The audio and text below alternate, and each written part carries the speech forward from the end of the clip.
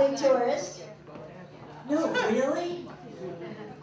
But sometimes I like to take advantage of that fact. I had a couple of friends stay in this really ritzy hotel in Waikiki, and I hung out in their hotel hot tub, you know, after they left, for 2 years. I'd show up, you know, once a week. They had no idea. I didn't bring my Filipino husband for fear we would be found out. But there I was on the $500 cheese lounges, the supersonic jets in the tow. But I knew on that last day I was busted. The 3 large Samoan security guards came up to me. "What are you doing in this hotel?" "Oh, I'm sorry, I'm not from here. I must be in the wrong hotel. Sorry, bye." Also, when you look like a howling tourist, they're always asking you when you're leaving. "When are you leaving?" "How long are you staying here?"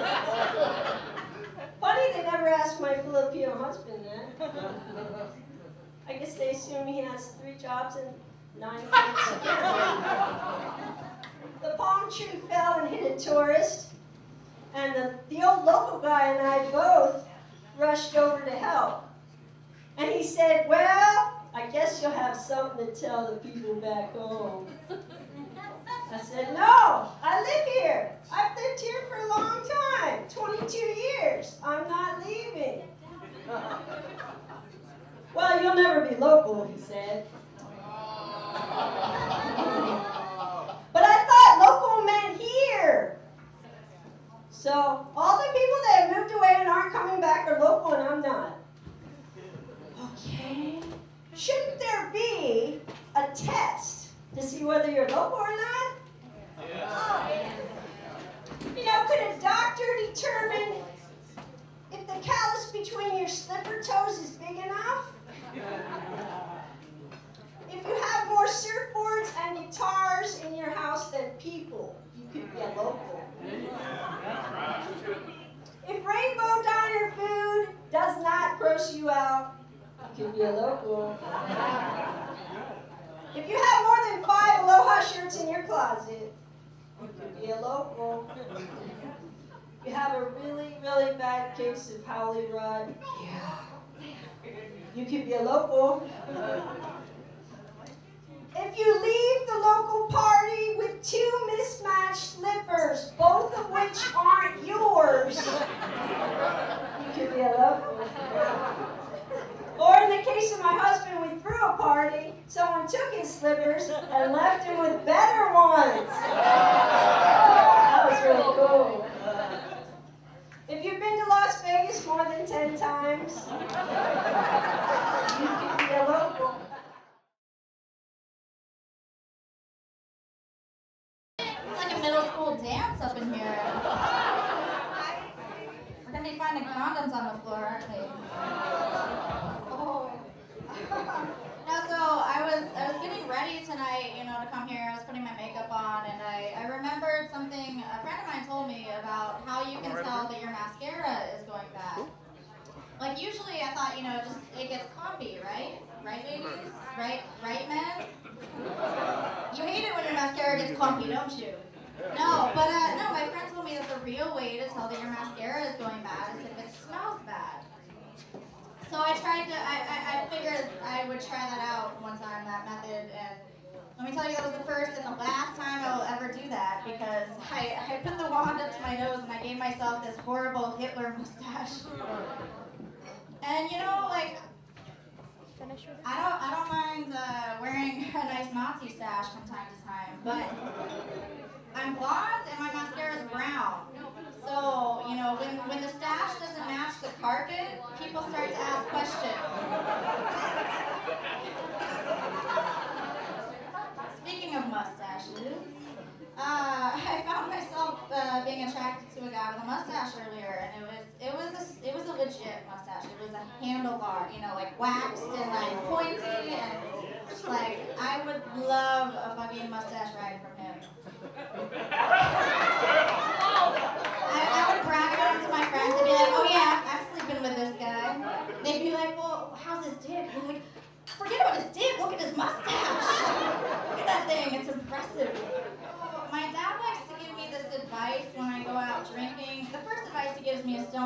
much, but the second advice he gives me is always watch your drink, because you never know who's going to roofie you. That's what my dad said. He calls me up every day, reminds me of it. You know, I actually don't mind getting roofied every once in a while. Really takes a lot of the guesswork out of things, but it's the accidental pregnancies that I don't like. So, I propose, you know, I think men, you should start using roofies that are combined with Plan B. The roofie Plan B pill, you know, it's revolutionary. I would call it a roof B instead of a roofie. You might as well throw in an antibiotic in there too.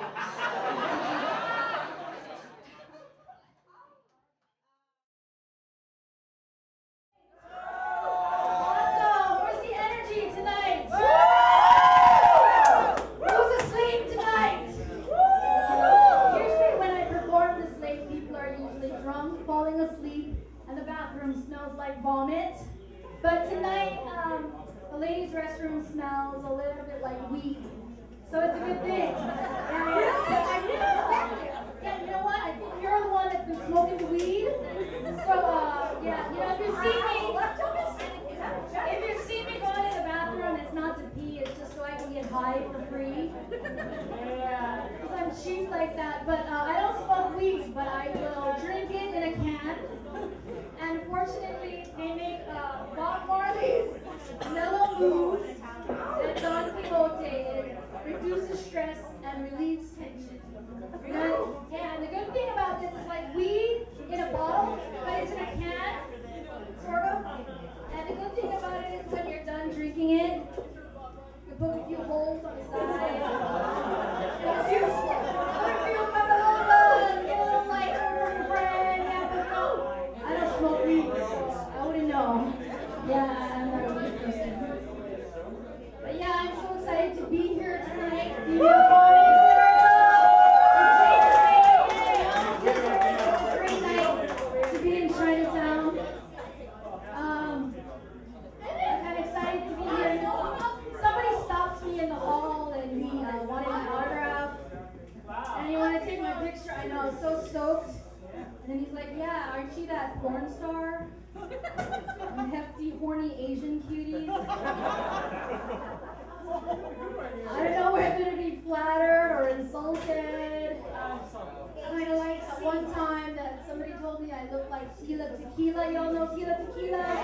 Yeah. The reality Vietnamese vixen, except I was the overweight, much older version of Sheila Tequila. The strung out, washed up version, trying to make a comeback on Celebrity Rehab with Dr. Drew. Yeah, somehow I'm not so excited about being here tonight. But anyway, I took a job as a phone sex operator recently. Focus! Yeah, I know, because it's very flexible hours. You work out of your home and, you know, no experience is required. Right, but sometimes sexy voice is literal stimulation, Eddie, and fake orgasms are required. And I said, shit, well, I do that for free anyway. I might as well get paid for it. But I'm kind of not doing well as a phone sex operator. You know, you can't keep the guys on the line for longer than 3 minutes. And I don't know what I'm doing wrong. Am I not sexy enough? Am I not intriguing enough? So one time this guy asked, you know, what kind of underwear are you wearing? It's like, I don't know, clean ones? Can I sneak into your room?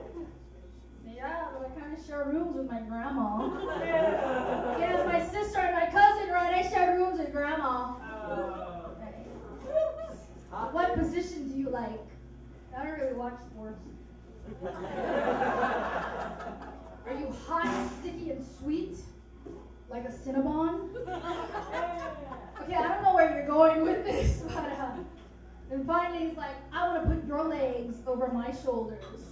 I was like, oh my god. I love piggyback rides. I haven't had a piggyback ride since I was 6 years old. And that was like 150 pounds ago. Hello?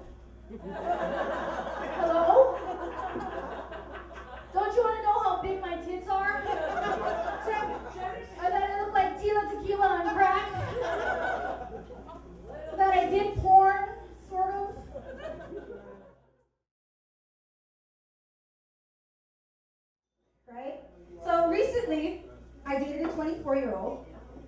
I know. Right? I had nothing to do with it. He was like, baby, you're fine. Right? It was pretty amazing. I have to say, the best sex of my life. No offense, Justin. We got 4 beautiful kids that came out of that shit. Right? But man, have you ever had sex to where like you were like kind of speaking in tongue and you felt retarded after? Right? And then we kind of like take a step back. Like usually we look at them and I'm like, wow, he's making those faces. He takes a step back and he's like, are you okay? Yeah, I'm fine, baby. Are we gonna do that again? I never understood, because like right after I graduated high school, I met my kid's dad, right? So I never, even in high school, I never understood the first, second, and third date portion. So first date, I'm thinking, suck on my titty. Right? That's how not good I was at that in high school. I was such a bad pitcher, they all got home runs every time. Right? So how does it go? We got first base is kissing? Making out. Second base, is that titty sucking? Yeah. Third base, Marie, we went through this earlier. What's third base? Oral. Where he gives me or I have to give him? He should be giving you, and then you give I see. Things that make you go, So, since we're talking about oral sex is the best. Alright, so, ladies, gentlemen, whatever your preference is in the sexual orientation, correct blowjobs. Watch some porn. Just do it. Are you not into porn? You're into porn. I see that look you're giving. It almost scares me. Right? Sex is a sport. Sparkles. So, porn helps out with proper blowjobs. Ladies, just watch it. Suck some dick. Watch a porn. Your man will appreciate that shit. So again, I'm into blowjobs. I'm into black men. My ass is flat. I have none. But they see my big, beautiful, luscious lips like, damn, baby. Right? But the good thing about having a flat ass, I bend over, there goes the bean shot.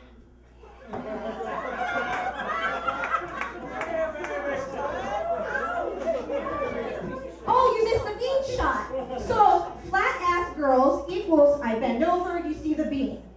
You got it? Ah, little girl over here. Awesome.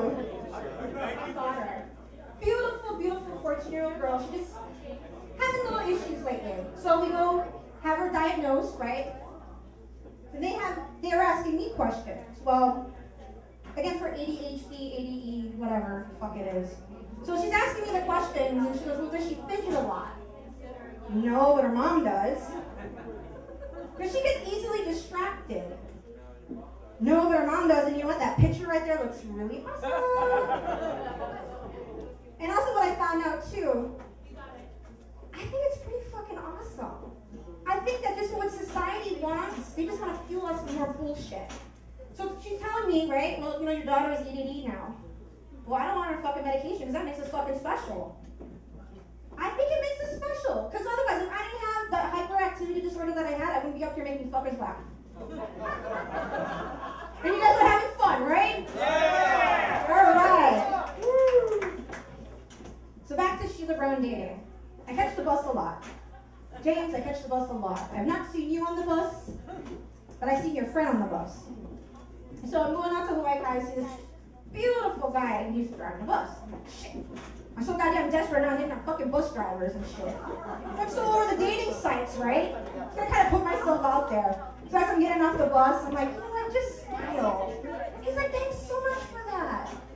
So he finds me on Facebook within like 15 minutes, everything's going great. We go on our first date. Now I'm thinking, wow, this guy's a real fucking good connection. He's got 4 kids, I got 4 kids, right? By the end of the night, I was trying to have his fucking remote. I'm having a spirit too. But that's the thing with the whole dating. Like Kristen was saying it earlier too. It's like, when do you open up to say, are we a boyfriend-girlfriend status? When do you open up for that? Now most of the time you think when his dick is in my mouth or he is eating me, I'll be thinking, oh, hey. So I've gotten better, no dick, no licking, I'm good. I'll kiss you and that's it. I know.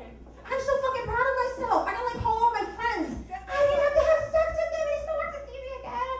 So fucking awesome. Listen, I'm an open, beautiful, I just came to terms with it. I'm an open, beautiful woman of 4 children. Where I've come from in the life that I live, I will have nothing but crazy stories to keep on telling you guys for the next few years. Have a great night, and again, I'm Sheila Brown, tip your bartenders.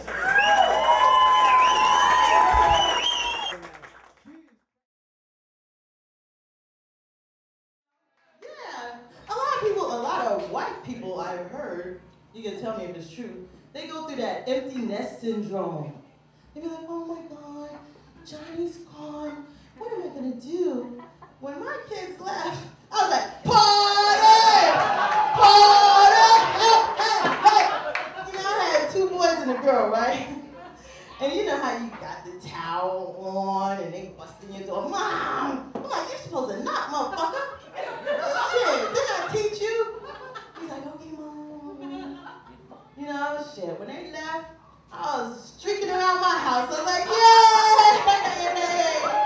I don't have to have one no darn towel. But white people be all depressed and shit. You know, I don't know what I'm gonna do with my life. Cindy left. I got her home exactly the same way. I'm like, shit, fuck Cindy. She ain't thinking about you. Cindy getting fucked up on meth. I seen her in rehab, because I'm a drug and alcohol counselor too. And you know, one time this woman came in for counseling, and I was in Egypt, and she's crying. I said, what's wrong? What's going on? She said, I went out, and I was partying, and I got drunk, and I forgot to lock my door. I said, really? What happened? She said, the vagina bandit came in, and he was giving me oral sex. I was like, really? Ooh. I said, oh, that's terrible. I was like, what do you look like? She said, I don't know. You know, I just woke up because I was so drunk, and he was under the covers, and he had my legs open, and he was just, I was like, what? I said, that's terrible. So, you know, I was at her door at night trying to find him. I was like, damn, where is he? Shit. Motherfucker, you need to come to my door. Shoot. Look, I live in Ever. I sleep with my door open. Burglars can come on in. Shit. I be looking out the window every time I hear a noise. Is it you? Shit, there was a cat. Yeah. You know? And talk about stupid. What about those hillbilly swamp people, right? They go out, alligators, crocodiles, they mind their own business. Right? They ain't doing shit but swimming and fucking, right? You can get these hillbillies. Hey, darn! Come on, Bubba! Let's go! Let's go and get some crocodiles for dinner. We got 6 to do. Oh, they doing the death row. Oh, shit, he biting the boat. Oh, Bubba, what do we do? I don't know what the fuck you want me to do, but we got 5 to go. They do that death twirl, right? Yeah. You know what I'm talking about. Yeah, it's even like the deadliest catch. All right, okay, they're catching these big snow crabs, right? But damn, one guy died. Didn't he die? I was in mourning, lit my candle. God bless his soul. But shit, I love fucking crab legs, right? Fuck that shit. You know, I think about them every time I crack them open. I mean, like, sorry for your death, but man, these shits are good, right? You gotta always look at the positive side, right? You know, a lot of people be like, I'm divorced, I'm so unhappy. But you gotta look at the positive side in life, right? We're not promised tomorrow. You get hit by a bus, right? if your man leaves you, or if you turn a homo into a straight, hey, just pat yourself on the back. Hi, Manny. Love, love. Manny's gonna get me tomorrow, right? Shoot, he just don't know. He works for me every morning. He gets me tea, right, Q? Tea and coffee. Tea and coffee. You know he's the woman in a relationship, right? Cameo, want some tea? Want some sugar? You gotta love him. Y'all gotta come visit me at Schofield. But anyway, that's my time. I'm Cameo.